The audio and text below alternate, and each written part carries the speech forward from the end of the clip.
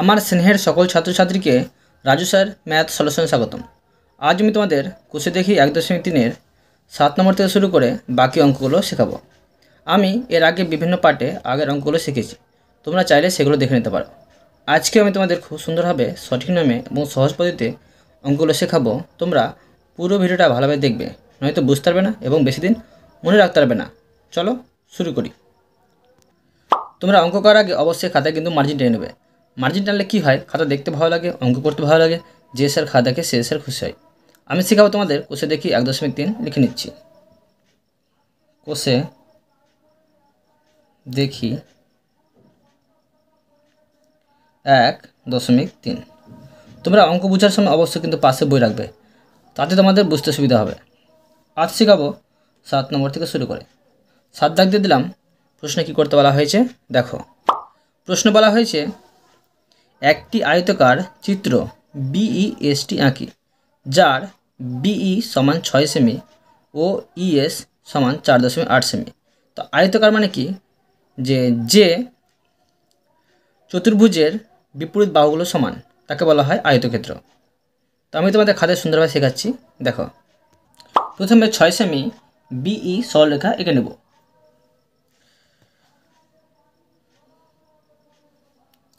ছয় সেমি আঁকবো, এখানে নাম দিয়ে দেব বিই, হচ্ছে 6 সেমি।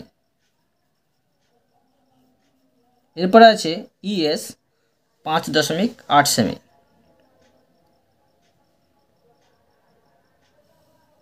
এখানে 5 হচ্ছে, আর এখানে 5.5, আর এখানে 3 ঘর নিয়ে নেব, 3 ঘর নিয়ে নিলাম, 5.8 সেমিটা নাম দিয়ে দেব ই এস।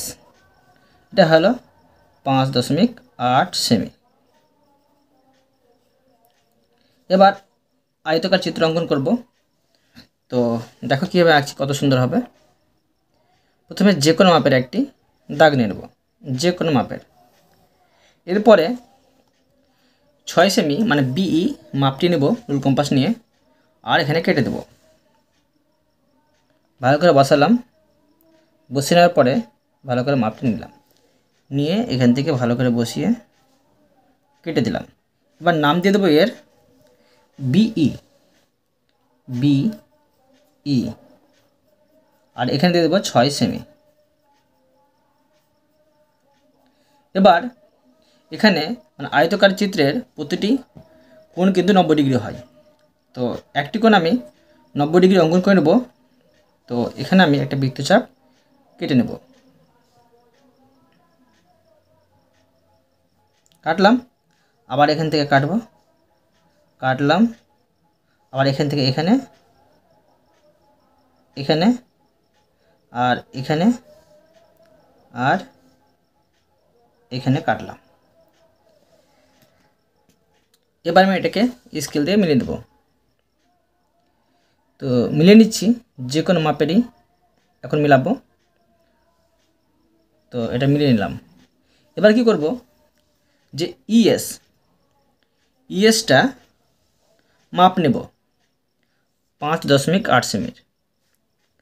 মাপ নিয়ে কাটবো, মাপ নিলাম, এটা আমি এখান থেকে কেটে দিলাম। আবার এটা এখান থেকে কাটবো, আমি কেটে দিলাম। এবার দেখো, আবার কিন্তু বিই মাপটা নেব, আর মাপ নিলাম, দিয়ে কিন্তু আমি এখানে বসিয়ে সুন্দরভাবে এটা কেটে দেব। এবার সবটা কিন্তু মিলিয়ে দেব। দেখো কত সহজে কিন্তু হয়ে যাচ্ছে। এবার এটা আমি মিলিয়ে নিচ্ছি, মিলিয়ে দিলাম, আবার এখানে এটা আমি মিলিয়ে দেব,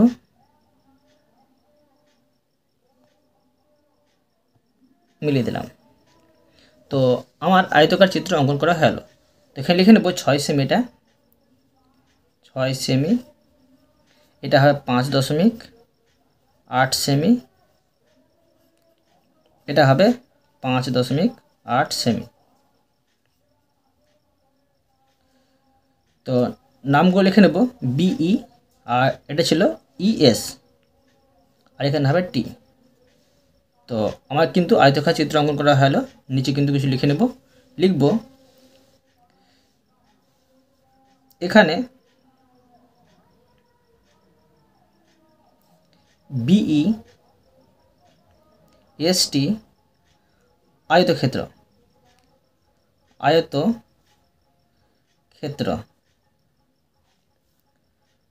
যার বিই সমান টিএস 6 সেমি ও ইএস সমান বিটি সমান 5.8 সেমি। দেখো এটা কত সুন্দরভাবে হয়ে গেল। এরপরে দেখো 8 নম্বর। 8 দাগ দিয়ে দিলাম। প্রশ্নে কি করতে বলা হয়েছে দেখো। প্রশ্নে বলা হয়েছে একটি রম্বস এইচ ও এমই আঁকি যার কোণ এইচ ও এম সমান 60 ডিগ্রি এবং এইচ ও সমান 6 সেমি। তো বুঝতে পারলে যে রম্বস কাকে বলে, যে চতুর্ভুজের প্রতিটি বাহু সমান হয় কিন্তু এর কোণগুলো কিন্তু সমকোণ নয়, মানে 90 ডিগ্রি নয়। তো 60 ডিগ্রি করলে কিন্তু হয়ে যাবে, আর এইচও কিন্তু 6 সেমি আছে, মানে একটি বাহুর মাপ দেওয়া আছে। আমি সুন্দরভাবে তোমাদের এঁকে শেখাচ্ছি দেখো। আবার 6 সেমির সরলরেখাটা এঁকে নেব। 6 সেমি সরলরেখাটা এঁকে নিলাম, নাম দিয়ে দেবো এটা হচ্ছে এইচও। লিখব 6 সেমি। এবার যে কোনো মাপের একটি আবার দাগ টানব। যে কোনো মাপের দাগ টেনে দিলাম। এবার এইচও মাপটি নিয়ে এটা কেটে নেব। 6 সেমি মাপের এই বাহুটা কিন্তু চারিদিকেই হবে।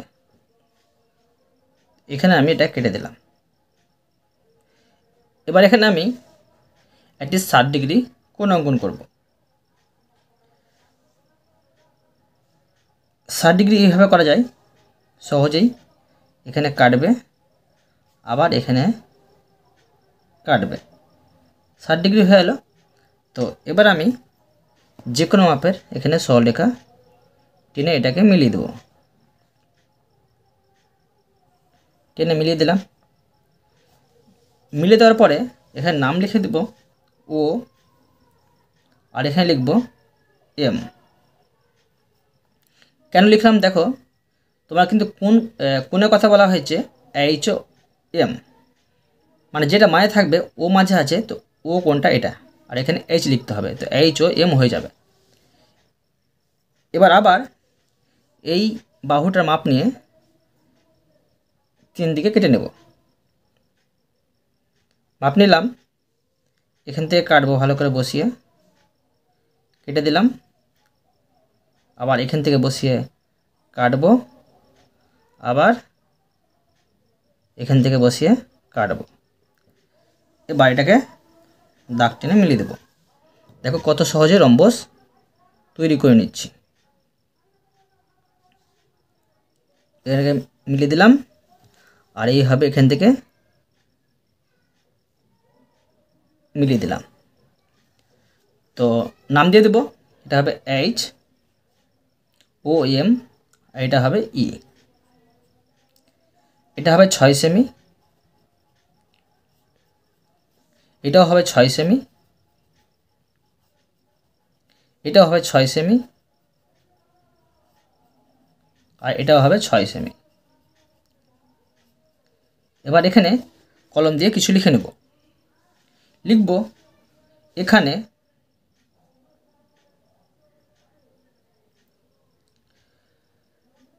এইচ ও এম ই, মানে হোম একটি, এখানে এইচ ও এম রম্বস,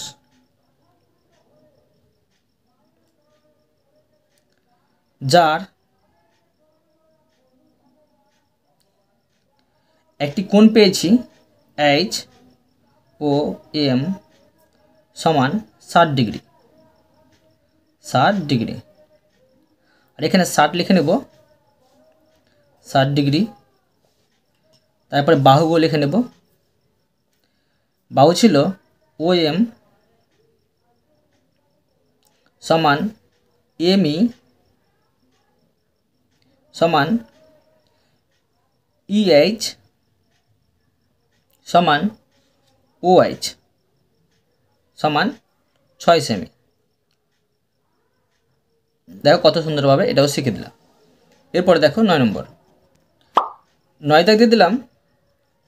প্রশ্নে কি করতে বলা হয়েছে দেখো।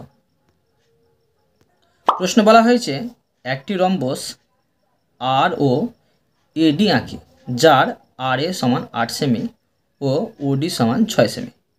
দেখো এখানেও কিন্তু একটি রম্বস তৈরি করতে বলা হয়েছে, আর এখানে কিন্তু RE সমান 8 সেমি আর OD সমান 6 সেমি আছে, মানে দুটি বাহুর মাপ দেওয়া আছে। তো আমরা কি জানি যে রম্বসের প্রতিটি বাহু সমান হয়। তো এখানে কি করতে হবে, ভেবে নিতে হবে একটি কোণের কিন্তু মাপ দেওয়া আছে। তো আমি খাতে তোমাদের সুন্দরভাবে শেখাচ্ছি দেখো। আবার বাহু দুটো প্রথমে অঙ্কন করে নেব। প্রথমে আছে 8 সেমি, এখান থেকে 8 সেমি একটি সরলরেখা অঙ্কন করলাম, নাম দিয়ে দেবো এটা RA 8 সেমি। আর একটি সরলরেখা ছিল, এটা হচ্ছে OD 6 সেমি। তো অঙ্কন করে নিচ্ছি, এটা হচ্ছে 6 সেমি OD 6 সেমি। এবার রম্বস তৈরি করব। তো যে কোনো মাপের একটি সরলরেখা অঙ্কন করে নেব। যে কোনো মাপের সরলরেখা অঙ্কন করে নিলাম। এবার RA মাপটি নিয়ে কেটে নেব। RA আছে 8 সেমি, তো এই মাপটা নিয়ে কেটে নিলাম। নাম দিয়ে দেব RA।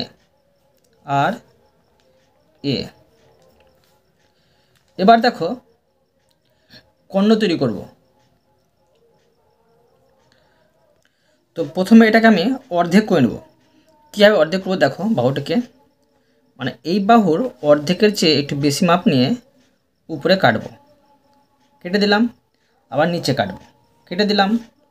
এবার এখান থেকে কাটবো, এখান থেকে কেটে দিলাম, আবার এখান থেকে কেটে দিলাম। এবার দেখো এখানে আমি এটাকে স্কেল টেনে দাগ টেনে মিলিয়ে দেব। স্কেল দিয়ে সুন্দরভাবে দাগ টেনে এটাকে মিলিয়ে দিলাম। এবার এখানে কর্ণ তৈরি করতে হবে, কিন্তু কর্ণ ছিল তোমার 6 সেমি। তো 6 সেমিটা কীভাবে করছি দেখো। তো প্রথমে আমি 6 সেমিটা এখানে আমি একটা বাহু এঁকে নেব। বাহু এঁকে নেওয়ার পরে এটাকে অর্ধেক করে নেব। তো এর অর্ধেক মাপটা পেয়ে নেব। তো আবার এটাকে অর্ধেকের বেশি মাপ নিয়ে কেটে নেব। এখানে কাটবো আর এখানে কাটবো, আবার এখান থেকে কাটবো, এখান থেকে কাটলাম আর এখান থেকে কাটলাম। এটা ছোটো পড়ে গেল, এখান থেকে কেটে নেব। তো পেয়ে গেলাম, এটা মিলিয়ে দেব। মিলিয়ে দিলাম, অর্ধেক পেয়ে গেলাম। তো অর্ধেকের মাপটা নেব।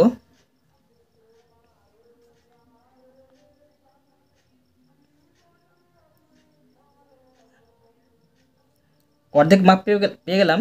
তো এখান থেকে আমি কেটে নেব আর এখান থেকে কেটে নেব। এবার যেখানে কেটেছি সেখানে কিন্তু মিলিয়ে দেব।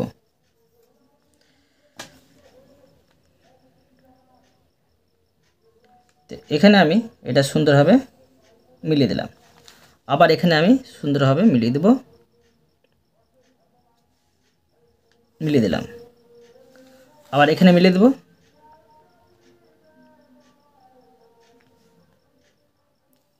মিলিয়ে দিলাম। আবার এখানে মিলিয়ে দিলাম। তো এবার লিখে নেব, এটা হচ্ছে কর্ণ। তো কর্ণ কী ছিল OD, তো লিখবো এখানে O আর এখানে লিখবো D। তো এটা কি পেলাম, এটা আছে আর এ, এটা নামটা ভুল লিখেছি, আর এ। তো এটা হবে 4 সেমি, 4 সেমি, আর এটা আছে 4 সেমি, 4 সেমি। এটা হবে 3 সেমি, 3 সেমি, আর এটি হচ্ছে 3 সেমি, মানে মোট হচ্ছে 6 সেমি। বুঝতে পারলে? তো আমার অঙ্কন করা হলো, এখানে লিখে নেব। এখানে আর ও এ ডি রম্বস,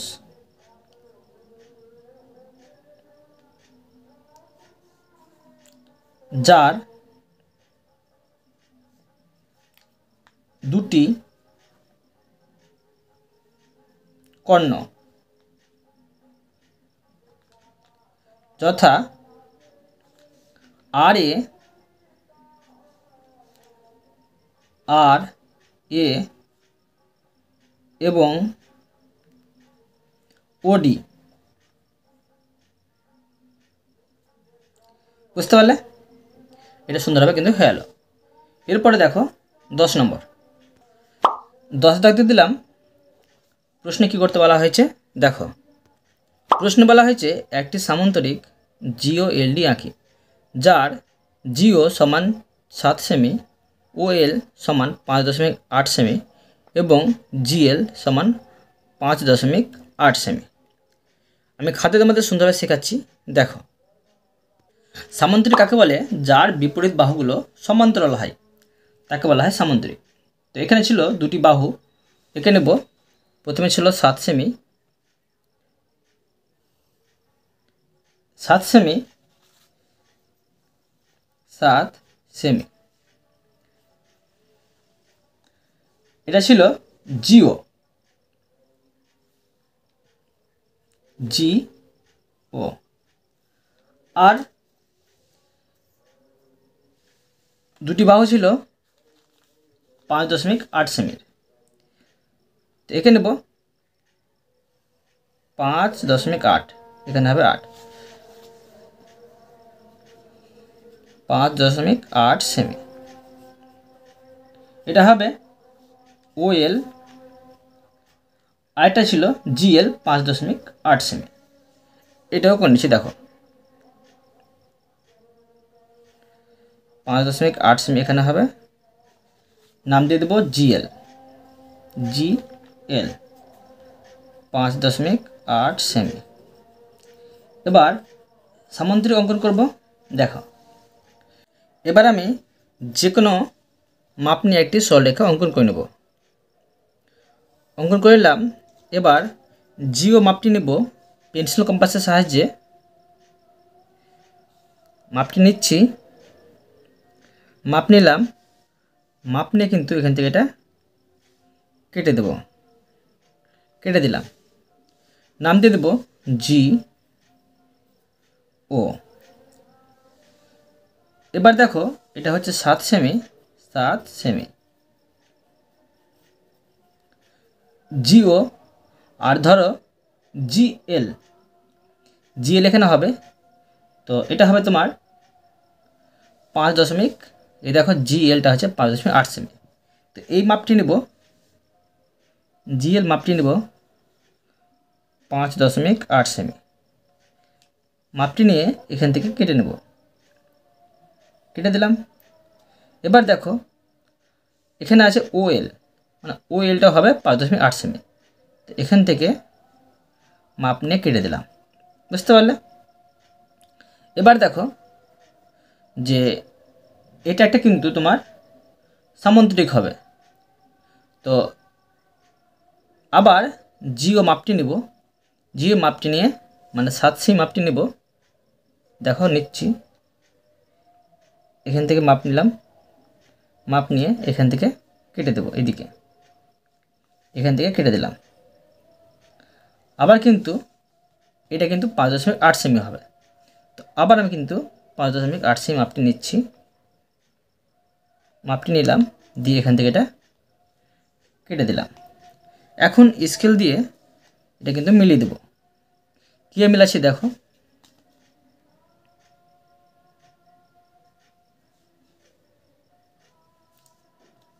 এটা মিলিয়ে দিলাম, এটা মিলিয়ে দিচ্ছি,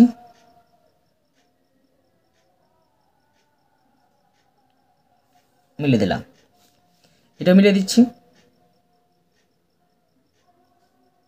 মিলিয়ে দিলাম। এখন এটা দেখো মিলিয়ে দেব,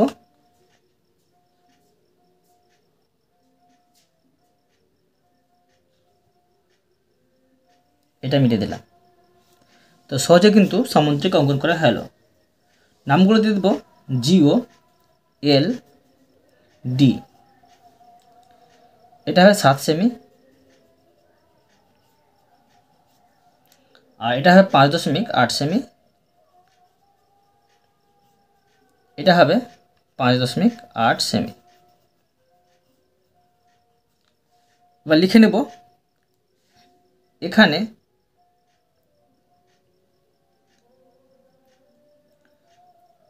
জি ও এল ডি সামান্তরিক,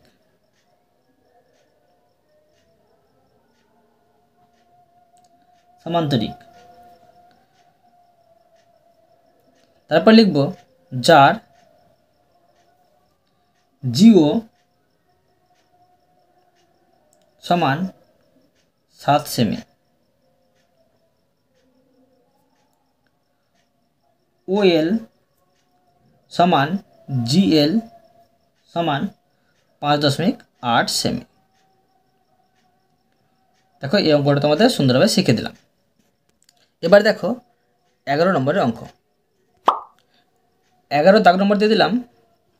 প্রশ্নে কি করতে বলা হয়েছে দেখো, প্রশ্নে বলা হয়েছে 1 নম্বর এবিসিডি একটি আয়তক্ষেত্র, এসি 5 সেমি হলে বিডি এর দৈর্ঘ্য কত হবে লিখি। আমি তোমাদের খাতায় সুন্দরভাবে চিত্র এঁকে দেখাচ্ছি। দেখো, ধরো এবিসিডি একটি আয়তক্ষেত্র, তো এটা আমাকে তোমাদের বোঝানোর জন্য যে কোনো মাপের একটি আয়তক্ষেত্র আঁকলাম আমি, কিন্তু মনে রাখতে হবে যে এটা হচ্ছে এ, এটা বি, এটা সি, এটা ডি। ধরো এসি সমান আছে কত 5 সেমি, এটা এসিটা হচ্ছে 5 সেমি। এই চিত্রতে কিন্তু এটা 5 সেমি হবে না, কিন্তু তোমাদের ধরে নিতে হবে, তোমার বোঝাচ্ছি এটা হবে 5 সেমি। এটা যদি 5 সেমি হয় তো বিডি, এই বিডিটা কত হবে, তো বিডিটা তোমার হবে 5 সেমি, কেননা আয়তক্ষেত্রের কোণ দুটি সমান হয়। বুঝতে পারলে? এবার তোমাদের আমি লিখে দেখাচ্ছি প্রশ্ন যেমন বলা হয়েছে। লিখে নেব এ বি সিডি আয়তক্ষেত্র,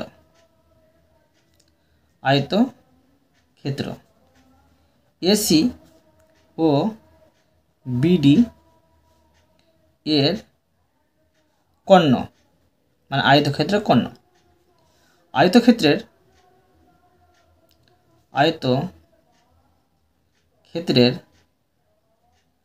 কর্ণ দুটি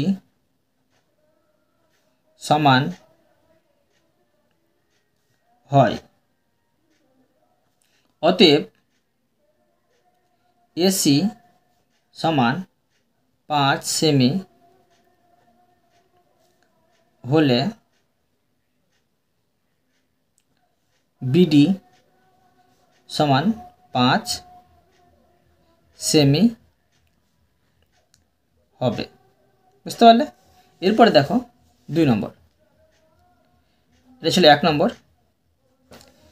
2 নম্বর প্রশ্নে কি করতে বলা হয়েছে দেখো, 2 নম্বর প্রশ্নে বলা হয়েছে পিকিউআরএস একটি বর্গক্ষেত্রের পিআর ও কিউএস কর্ণ দুটি ও বিন্দুতে ছেদ করেছে। পিআর 5 সেমি হলে কিউও এর দৈর্ঘ্য কত হবে লিখি। আবার আমি তোমাদের চিত্র এঁকে বোঝাচ্ছি। দেখো যে কিউও এর দৈর্ঘ্য কত হবে। ধরো আবার একটি আমি তোমাদের বর্গক্ষেত্র এঁকে দেখাচ্ছি। বর্গক্ষেত্র কি হয়, এর 4টি বাহু সমান হয়। ধরো এটা একটা বর্গক্ষেত্র, এর প্রতিটি বাহু ধরো সমান আছে। তো লিখে নেব পি কিউ আর এস। এখন এইভাবে এটাকে কর্ণ তৈরি করছে। কর্ণ তৈরি করে দিলাম। তো এখন এটা ও বিন্দুতে ছেদ করেছে। প্রশ্ন বলা হয়েছে পি আর সমান যদি 5 সেমি হয়, বুঝতে পারলে? এটা ধরো 5 সেমি আছে। তো প্রশ্ন আরও বলা হয়েছে কিউ ও মানে এইটুকুর মাপটা কত হবে। বুঝতে পারছো যে বর্গক্ষেত্রের প্রতিটি কর্ণ কিন্তু সমান হয়। তো এটা কত হবে? 2.5 সেমি হবে, মানে অর্ধেক হবে। তো খাতায় লিখে দেখাচ্ছি, দেখো লিখব পি কিউ আর এস একটি বর্গক্ষেত্র। তাহলে অতএব P R O Q S কর্ণ দ্বয়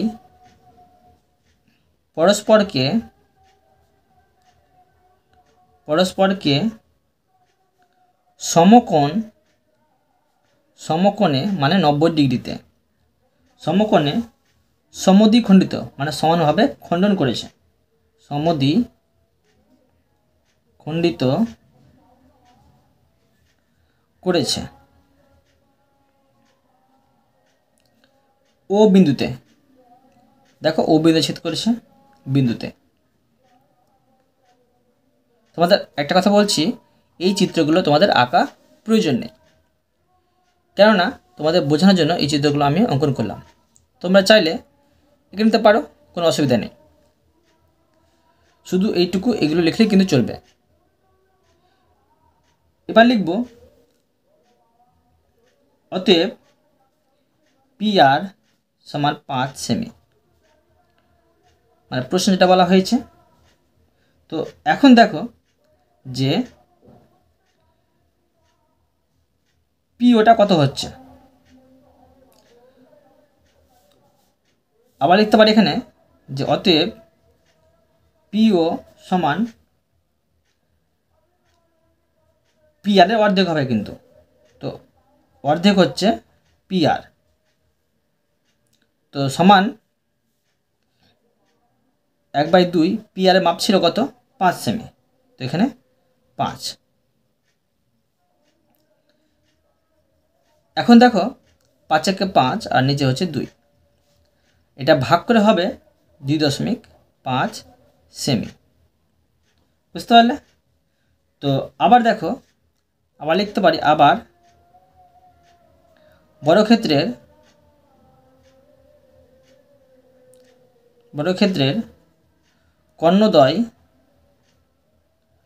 কর্ণদ্বয় পি আর সমান কিউ এস, দুটাই কিন্তু কর্ণ সমান হয়। অতএব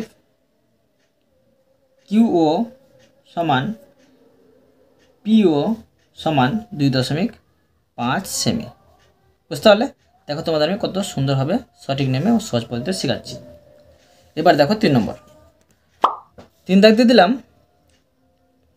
প্রশ্নে কি করতে বলা হয়েছে দেখো। প্রশ্ন বলা হয়েছে এবিসিডি সামান্তরিকের কোণ এবিসি সমান 60 ডিগ্রি হলে কোণ এডিসি এর মান কত হবে লিখি। আমি তোমাদের আবার চিত্রকে বোঝাচ্ছি, দেখো কি হবে। তোমাদের আমি কিছুক্ষণ আগে সামুদ্রিক এঁকে দেখালাম 10 দাগের অঙ্কে। দেখো আবার আমি একটা সামুদ্রিক অঙ্কন করছি। ধরো সামুদ্রিক আমি এইভাবে অঙ্কন করছি। সামুদ্রিকের বিপরীত বাহুগুলো সমান হয় এবং বিপরীত বাহুগুলো সমান্তরাল হয়। আঁকলাম। আঁকার পরে ধরো এটা 60 ডিগ্রি হলো, এটা 60 ডিগ্রি হলো। এটা ধরো এ বি সি ডি। তো প্রশ্ন বলা হয়েছে যে কোণ এবিসি 60 ডিগ্রি হলে কোণ এডিসিটা কত ডিগ্রি হবে, এই কোণটা কত ডিগ্রি হবে। তো এই কোণটাও কি তোমার 60 ডিগ্রি হবে, কেননা সামুদ্রিকের বিপরীত কোণগুলো কিন্তু সমান হয়। তো অতএব লিখে নেব এবি সিডি সামান্তরিকের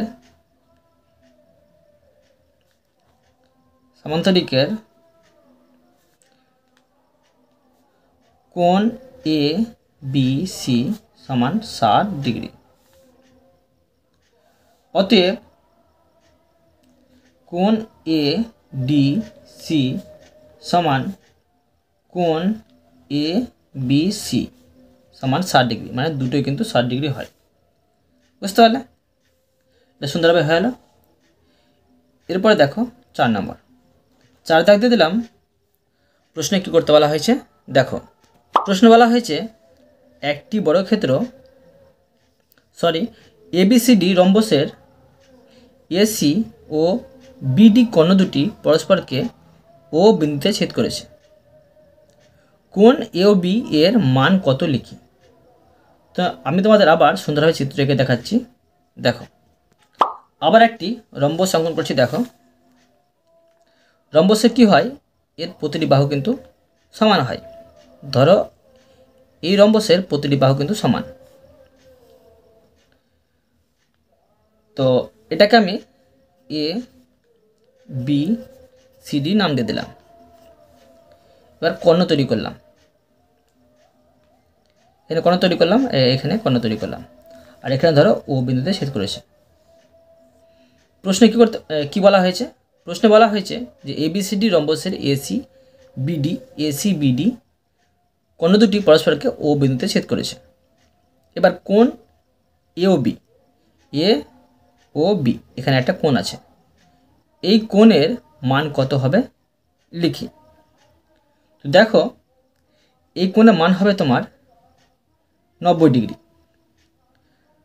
রম্বসকে যদি কর্ণদ্বয় পরস্পরকে ছেদ করে তবে কিন্তু এর মাঝে কিন্তু চারদিকে কিন্তু 90 ডিগ্রি কোণ তৈরি হবে। বুঝতে পারলে? তো অতএব লিখে নেব রম্বসের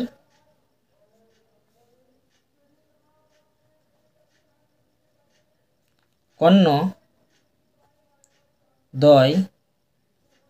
পরস্পরকে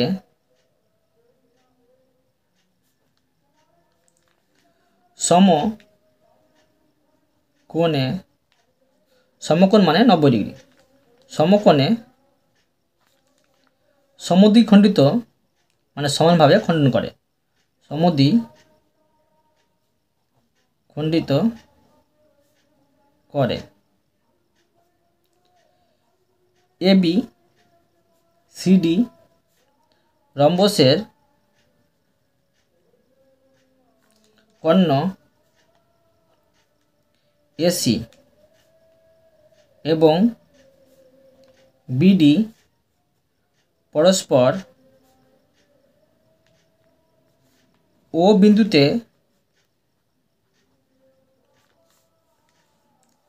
ছেদ করেছে।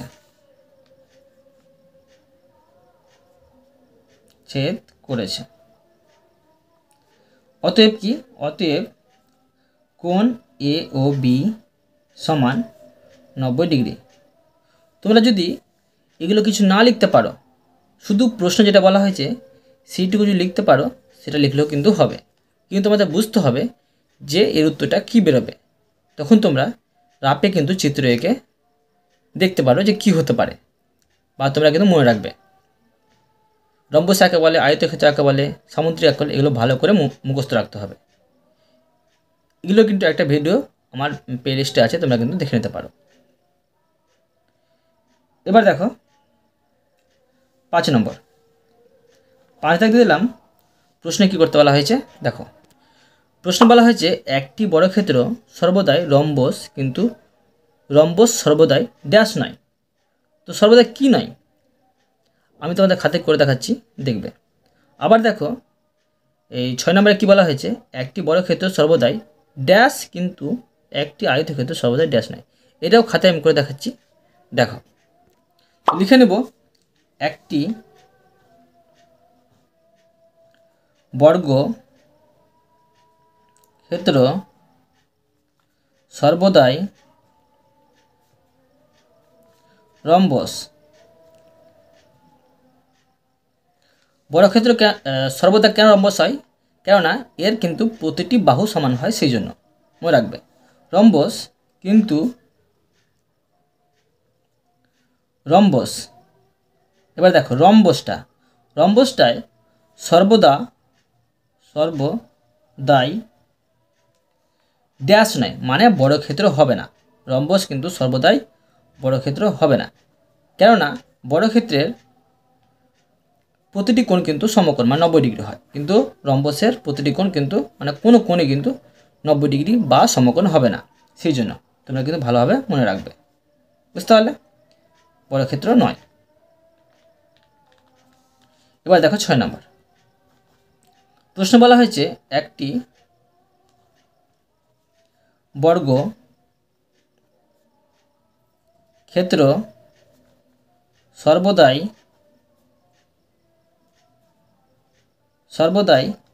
ড্যাশ কিন্তু, দেখো একটি বর্গক্ষেত্র সর্বদাই আয়তক্ষেত্র হবে। আয়তক্ষেত্র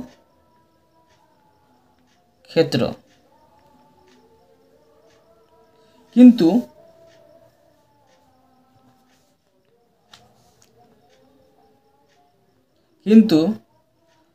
আয়তক্ষেত্র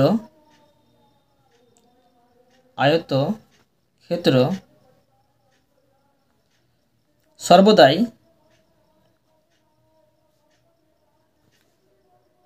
বর্গক্ষেত্র,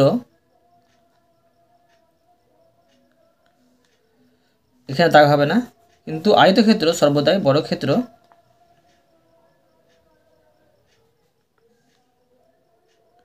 নয়। কেন নয় শোনো, একটি আয়তক্ষেত্র মানে একটি বর্গক্ষেত্র সর্বদা আয়তক্ষেত্র, কেননা বর্গক্ষেত্রের কিন্তু প্রতিটি কোণ সমকোণ মানে 90 ডিগ্রি হয়, আর আয়তক্ষেত্র কিন্তু প্রতিটি কোণ মানে সমকোণ 90 ডিগ্রি হয়। কিন্তু দেখো আয়তক্ষেত্রের বিপরীত বাহুগুলো সমান হয়, কিন্তু বর্গক্ষেত্রের প্রতিটি বাহু সমান হয়, সেই জন্য আয়তক্ষেত্র কোনো সময় কিন্তু বর্গক্ষেত্র হবে না, বুঝতে পারলে? দেখো আমি তোমাদের এই অধ্যায়ের প্রতিটি অঙ্ক সুন্দরভাবে বুঝিয়ে দিলাম। আশা করি তোমরাও কিন্তু ভালোভাবে বুঝতে পেরেছো। তবু কোথাও যদি বুঝতে না পেরে থাকো আমাকে কমেন্টে জানাবে, আমি তার জন্য ভিডিও নিয়ে আসবো বা অ্যান্সার দেওয়ার চেষ্টা করব। আর অবশ্যই তোমরা এই ভিডিওতে লাইক করে দেবে এবং পরবর্তী ভিডিওর জন্য চ্যানেলটিকে সাবস্ক্রাইব করে নেবে। ধন্যবাদ।